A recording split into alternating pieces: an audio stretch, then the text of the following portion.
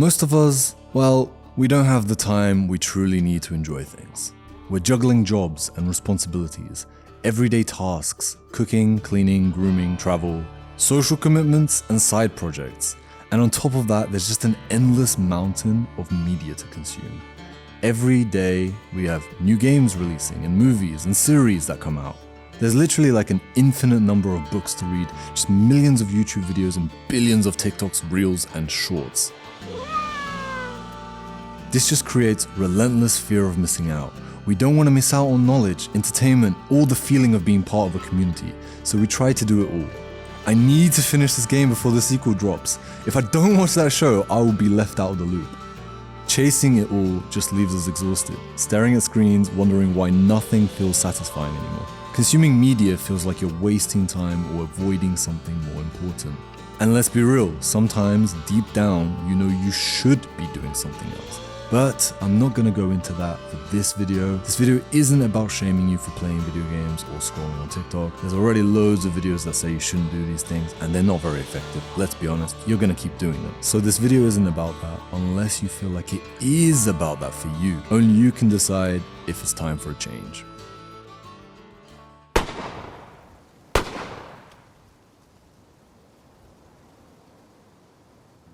To cram more into limited time, we optimize ruthlessly. Ruthlessly. Bro, why can't I say that word?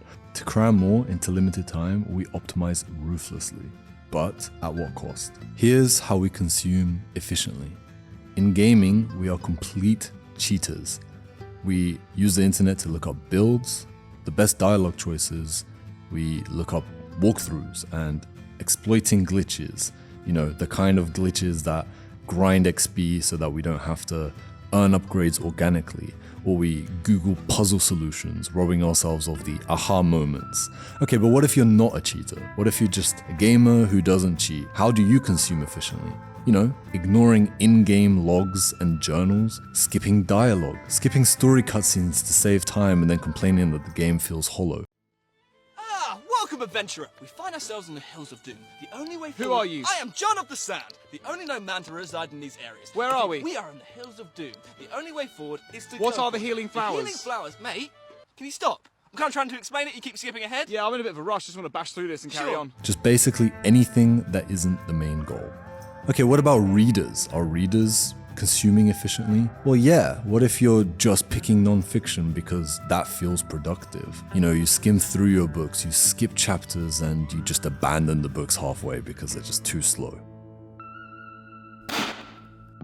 Other types of media too, watching at 2x speed, skipping ahead, or just sampling without fully engaging, scrolling mindlessly through shorts, multitasking, listening to music whilst gaming and having a live stream on in the background whilst your fourth monitor is playing the 10th episode of the 5th season of The Office and your girlfriend's on FaceTime on your phone.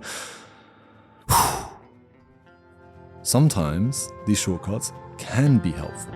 For example, skipping to a chapter in a non-fiction book that directly addresses your problem, skimming a YouTube video to find the specific information you're looking for, or using a walkthrough just to avoid hours of frustrating backtracking in a video game. But here's the thing, most of the time, if you're consuming this way, ask yourself, is the media even worth consuming in the first place? Is this fun?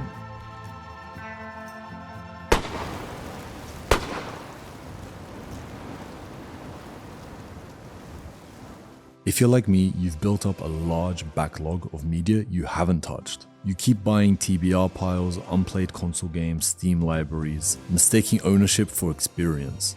Buying media feels like progress. Collecting creates the illusion of being part of a club. Gamers, readers.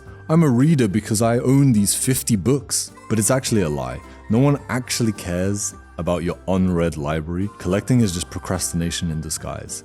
You're delaying the actual experience of being a reader or a gamer. Maybe you don't enjoy what you own as much as you think you do. Here's the vicious cycle. You purchase something.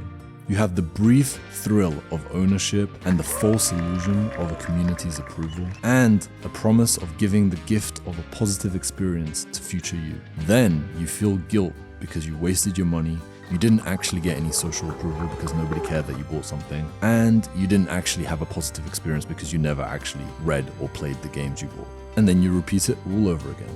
To break free from this, you need to stop buying more. Except for the really rare exceptions, such as the games that you've been looking forward to for years. I'm looking at you, GTA 6. By buying more, you're delaying the enjoyment of what you already have. Constant buying only adds to your backlog. Start by going through your collection and you'll quickly notice something. Your backlog is going to test you. That RPG you bought on sale, it's going to tempt you to rush. That self-help book, you're going to skim it. And if any of these things happen, walk away. Life is just too short for joyless consumption. Don't force yourself to finish just because of the sunk costs. The sunk cost fallacy, the time and the money you've already spent, makes this really hard, but pushing through doesn't make it better. It just wastes more time. Choose freedom over obligation.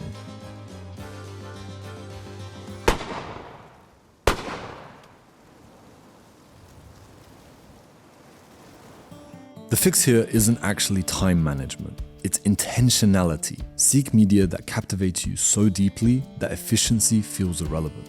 This is where the mindset shift happens. Stop rushing and taking shortcuts to complete media. Stop gravitating towards short books or quick games simply because the finish line feels closer. Instead, prioritize the media that doesn't make you feel rushed or tempted to skim through it. What if the things that tempted you to consume efficiently weren't worth your time at all? You'd be better off with media that you don't mind spending as much time as it takes with. What do you love? You have to recognize that there are 3 very different hobbies at play here. Number 1, collecting, the rush of ownership, which often feels empty. There's number 2, completing, the grind of checklists, which is pretty rarely fulfilling. And there's number 3, experiencing, the joy of immersion. And this is truly rewarding. Try to focus on number 3. To me, this seems like a worthwhile way to spend your free leisure time. If it feels like the other 2, then consuming might be the wrong thing to do. Instead, consider, go for a walk, touch grass, do some mobility exercises, learn to play an instrument, just something that isn't consuming. If it doesn't feel like experiencing, then it shouldn't be consumed.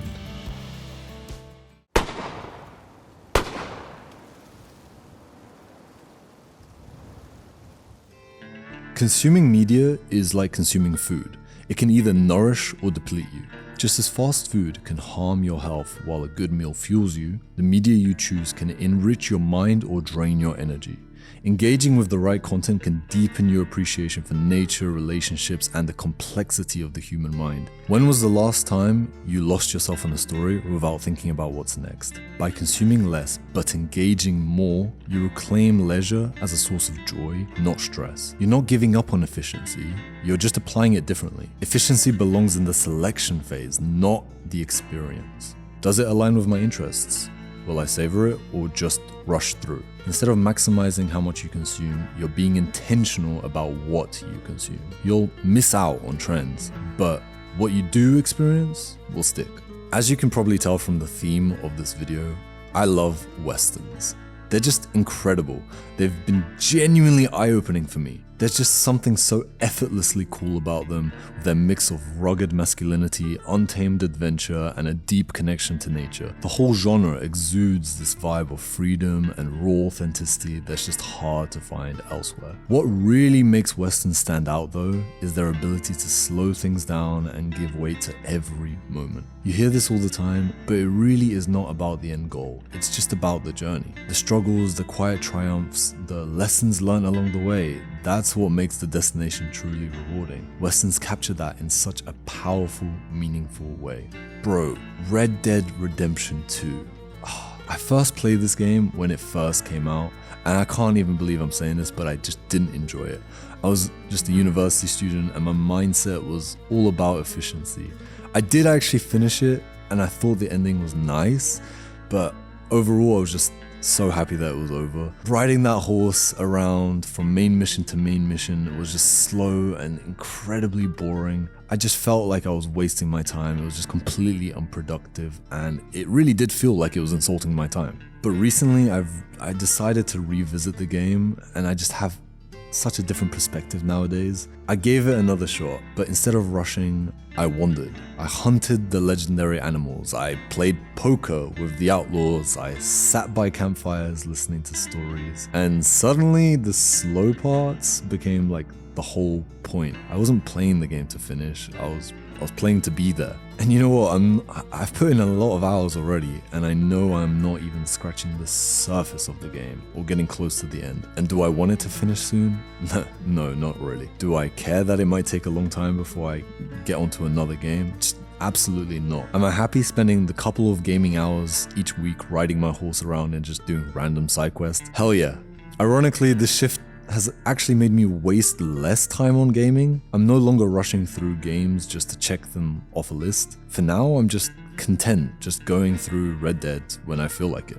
And to go along with my Red Dead experience, I felt like the perfect companion piece to it was this book, Lonesome Dove. It's a 900-page Western novel. This is literally the biggest fiction book I have ever tackled, and at first I avoided it. I looked at it, nah bro, too long, I will never finish that. I am an extremely slow reader and probably still have an easy 25 hours ahead of me. The characters are so well developed, the story is engaging, and I'm just glad I have more to read. I already know I'll be sad when this book is over. Both of these taught me the same lesson. The best media isn't consumed, it's lived in.